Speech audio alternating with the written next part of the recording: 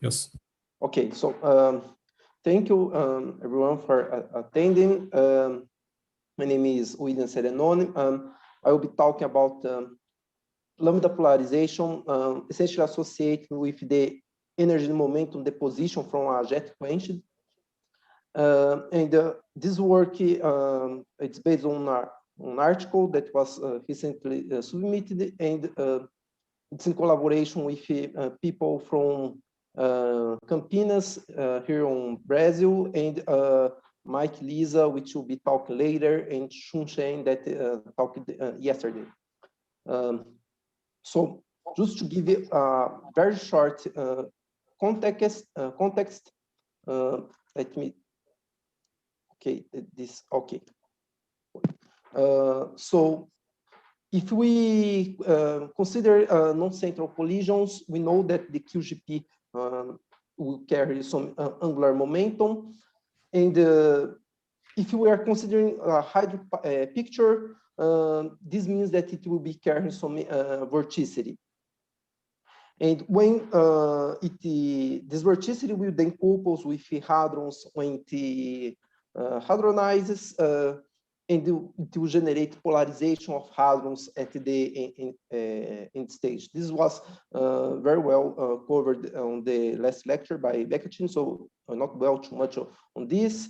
I will just show that this was detected experimentally. And we have several models that, at least for global polarization, it describes very well, including hydrodynamics. It describes this, at least globally, very well, polarization of lambdas.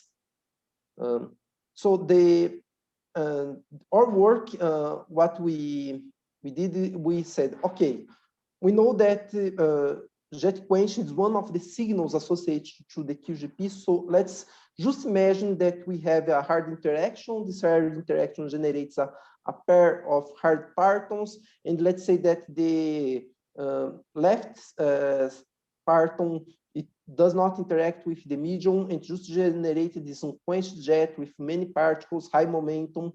And the other will interact with the medium, so it will exchange some of its momentum and energy with the medium and generate this partially quenched jet on the left.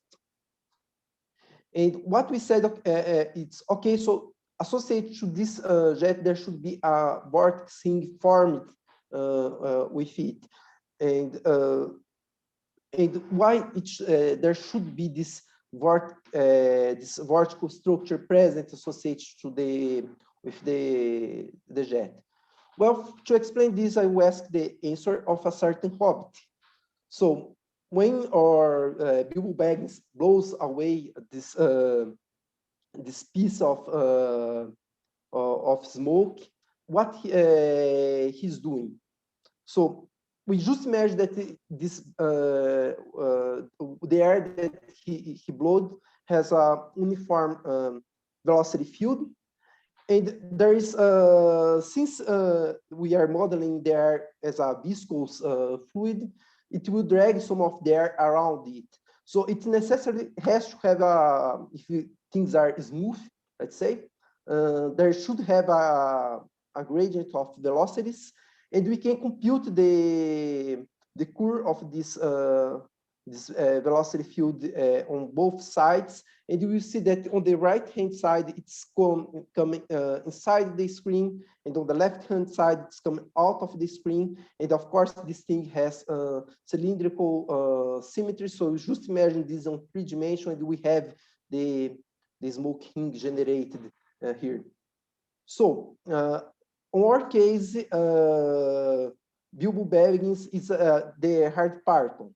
So it deposits on the medium some of its some energy and momentum on the initial condition, let's say. So that's how we are modeling it. And it will be a spot that has higher energy, so it's hotter, and it will be transverse in a given direction. We choose X direction as just for simplicity. And we are so we are calling this thing as a nickname. It's a hot bullet. So it's a spot that's transversing very, very fast through the medium. So it's exactly the same situation, and that's why we expect to have the vortex ring associated to it. And then we need then to start to ask the following questions. How I can relate the velocity of this bullet with the momentum of the initial parton, and how can I relate the energy of this hot spot with the energy of the hard parton? And what we decided to do was to look at jet asymmetry data. So these are data from the Atlas collaboration for lead-lead collisions at 2.76 tera-electron volts. And of course, those are distributions, and we just take the peak of this distribution. So those are the values that I showed here. And we know the value of the trigger jet, so the leading jet and the most energetic, or the one that is carrying most momentum. And then it's just solve this equation to get the momentum of the quenched jet, energy or momentum of the quenched jet. And well, this is what we see, but what we actually wanted to see is the energy deposited on the medium. That's what we don't see. And here we are working under the assumption, so that's one assumption on what we are doing, is that if there were no medium, both jets would have the same energy and the same momentum. So we just take the difference between PT1, PT2, and PT2, and ET1 and ET2, and say that's the energy and momentum of the thermalized jet.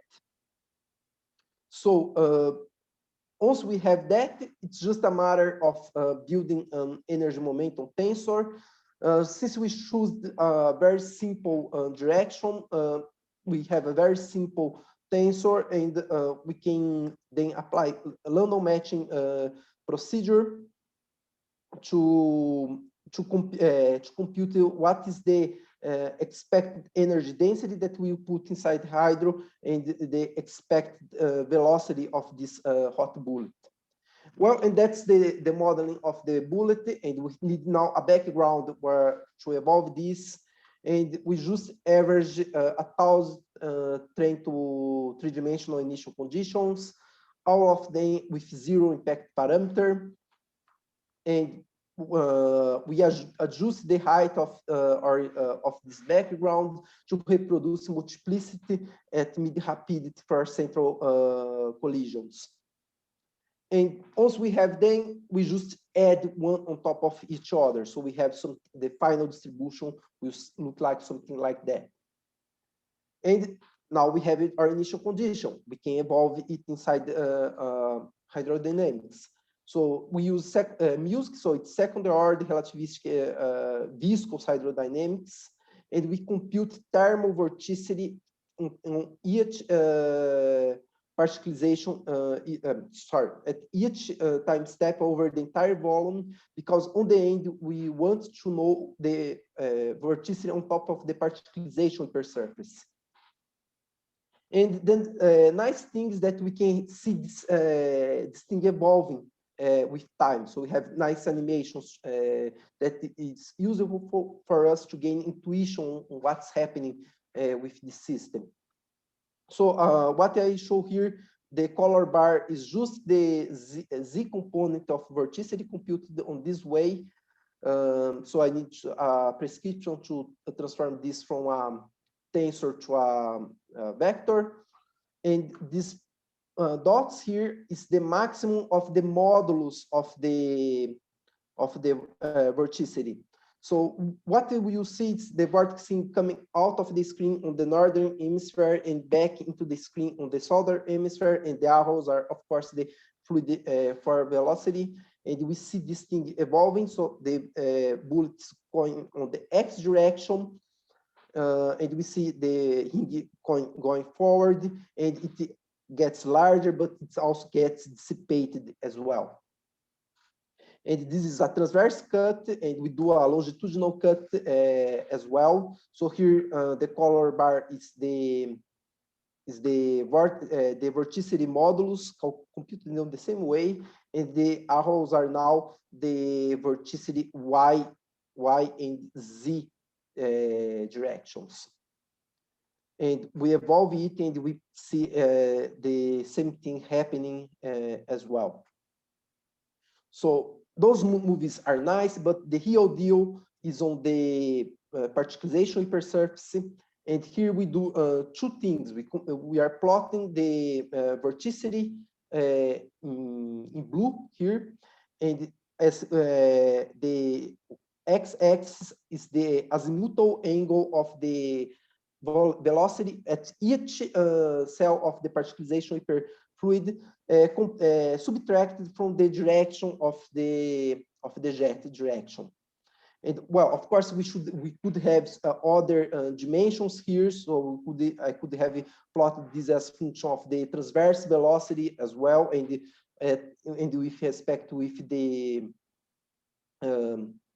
longitudinal component of the velocity. But instead, what we do, I take an average over these components using the energy density as a weight. And a similar thing we do using the polarization formula. This was showed on the last talk by Beccatin. So we just use the standard, which the most common, let's say, definition that without those additional shear terms.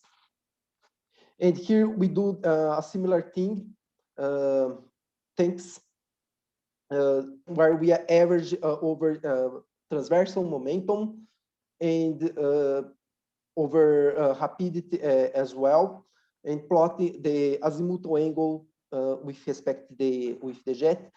And the main point of this plot is that they are very well correlated. So indeed, the polarization is a good proxy for the vortex ring that we saw in the movies. Next thing that we do is we look at the polarization. This is a function of transverse momentum, and we see that it's stronger at low momentum. So let's say between half and 1 GeV per se. And this could be seen, or the other thing that could be seen on the previous plot, but it can be seen here as well, is that on the azimuthal angle distance, it's peak around 1 radian of distance from the jet. Okay, so this is the component of the polarization, and it's a fair question to ask, what about y and x components? Why I did not show them? Well, if you look at symmetric points on rapidity, we see that they have opposite signs. So when we take the average, it will yield a zero result. I could take an average over an asymmetrical rapidity window, but instead what we do is something that I think it's a bit nicer. We use the direction of the jet, in this case that's coming towards the screen here, and we take the cross product with the momentum of the lambda, which we expect it to be approximately radial. And if there is indeed the polarization is associated with this jet, with this bullet that we inserted, then this cross product should be in the direction of the polarization. So we can just project the polarization on this direction of the direction of the cross product between the jet and the lambda momentum. And the thing that we think this is a good idea, because if we do this in an event-by-event basis, all other contributions, when you take the average over many events, all other contributions that is associated with jet, so the direction of the jet on this scenario would be random. Everything that would be contributing with this would be averaged out and should not contribute with this observable, and just polarization associated with the jet should be relevant. And I should point out to Mike Lee's talk that he applies this ring observable in PA collisions. It's a very nice work that it was done in this scenario. So before we proceed to show results with the single observable, there is the sign problem that Beccatini talked on his last talk. So we are using thermal vorticity, and the problem is that longitudinal vorticity does not match with the data that the star observed. So people try to use several other definitions of vorticity to try to see what happens if this could be fit somehow. And of course, there is Beccatini talk that is a recent work that shows that it's a work on this. I did not implement anything regarding the term that he inserted, so I just focus on these four definitions, and I compared the signal from these four definitions. And what we see is that it has, thank you, it's getting to the end. So what I see, we see is that these three definitions, they mostly agree. And the reason, if we think about when we introduce this shear, this vortex definition, this bullet on the medium, I made an argument on the gradient of velocities. So on this very specific situation, for this initial condition that I introduced, it's not expect that gradients of temperature will have a relevant contribution. The only thing that changes the definition is when you use this non-relativistic definition that subtract acceleration contributions that has on that appears on these other three definitions. The other thing that we did is we tried to change the height of the shear shear viscous parameter of our hydro evolution, and we showed that you could see that very sensitive to it, especially at low values. And this does make sense if you think when we were seeing those movies, we could see that a larger shear values dissipate faster the vortexing. So the vorticity here, less vorticity hits the particularization per surface at lower, at larger values of vorticity, and this decreases the signal. And well, this at very large values of shear viscosity, the signal then should be zero. So there is a logic that this should not be a linear contribution to our observable to vorticity, and that's the reason why it has it's more sensitive to low values. And here there is a caveat that I should show. Of course, this thing is not sensitive just to shear viscosity. There's other free parameters. For instance, the volume over which we deposit this energy and momentum, it will have some dependence. And this we have did a preliminary study, and we see that this dependence may not be negligible. That's something that we are looking with a bit more care right now. So just to finalize, the last thing that we looked into was we put our bullet on the very center of the medium, and well, one could think why there is not the other jet is not quenched. One argument that you could say is that well, that actually is a jet photon event, and there should not be the other jet. But the other argument that that one could do is well, there actually is, and we should do this and investigate how this is, what is the result that we get. And we did two approaches to compare the results. One where we just take the single jet, rotate it by pi, and add the two signals together. And the other thing is, well, let's just put two hot bullets going in opposite direction and do the full hydrodynamic evolution. And what we see is when we compare to the single jet, there is obviously a large signal that maybe it falls a bit on the compared to the peak value of the single jet. But also when we do the full hydrodynamic evolution, we see this decrease to be a bit more sharper, but overall, the overall shape and the overall picture, the qualitative features of just doing a superposition or performing the full hydrodynamic evolution of these two things, they are very similar.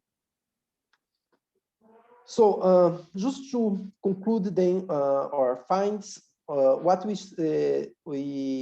showed is that if a jet, or let's say a hard parton, thermalizes at least part of its energy and momentum in the initial condition or during the hydroevolution, there will be the presence of this smoke ring, this vertical structure in the hydrodynamic evolution, and this has consequences of the lambda polarization. This can be, in principle, be measured experimentally, and we propose this ring observable that we, just to recap, if we have the time, we just take the direction of the jet, make the cross product with the momentum, project in the direction of the polarization, and take the average of over many events to get this thing. So this should be measured in this way.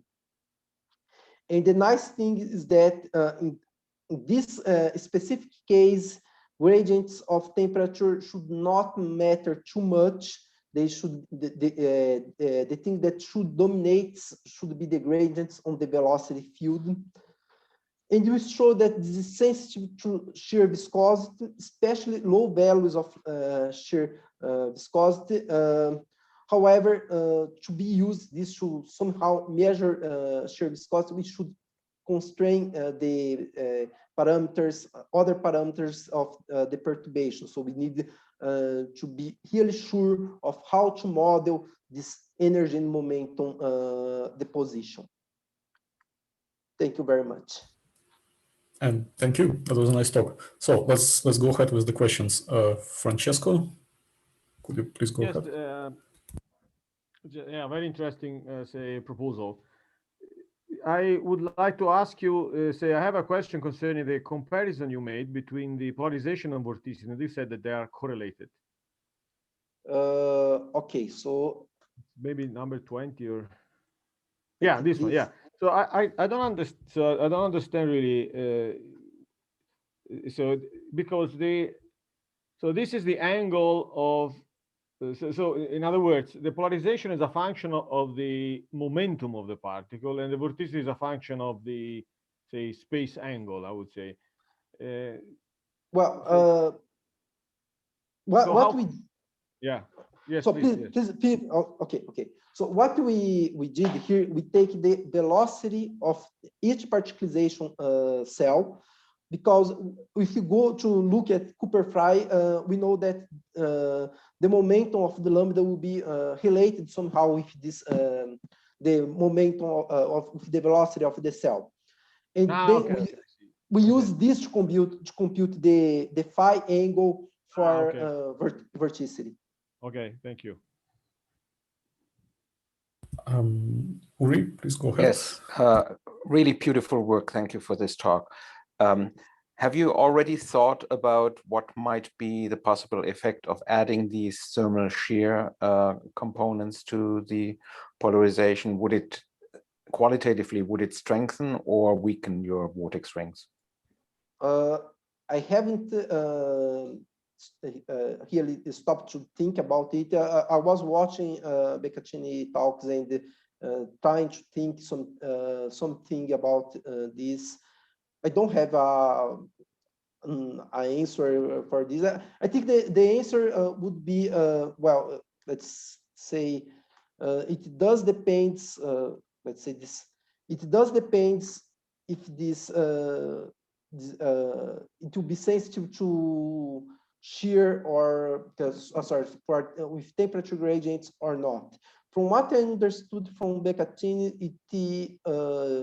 it should not be too dependent of temperature gradients, mostly of velocity gradients. So I expect that could be a modification, but I could be wrong as well. So it's just a guess that I'm making now. So thank you. Okay, and thank you as well. So let's go ahead to the next speaker.